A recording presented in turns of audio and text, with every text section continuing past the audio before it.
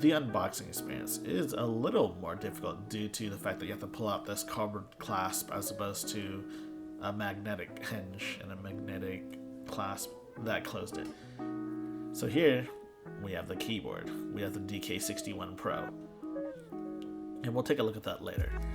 Inside the box we have a number of things. We have here the manual. The manual isn't absolutely necessary, but it does show you how to pair in Bluetooth mode and also how to switch between wired and wireless mode, which might be necessary.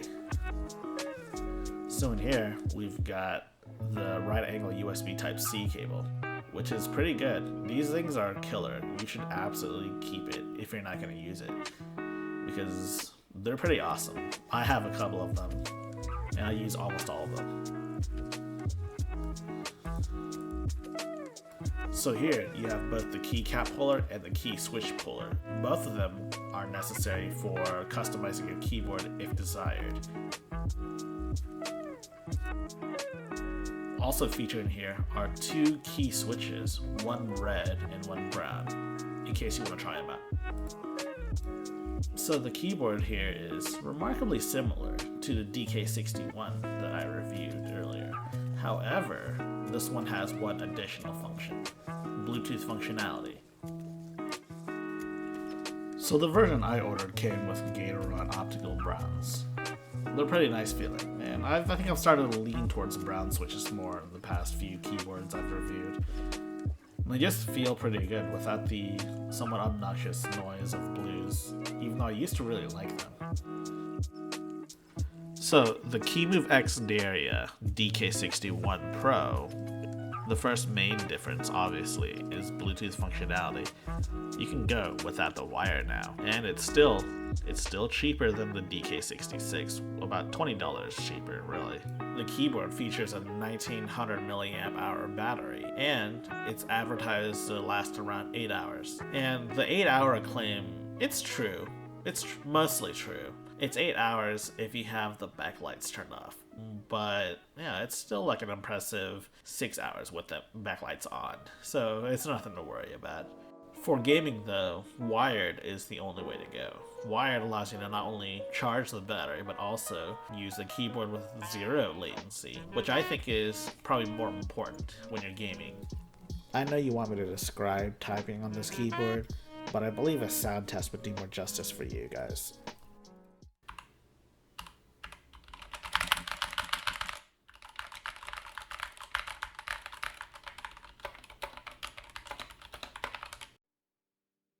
So, if the hardware hasn't changed very much, what about the software? At first glance,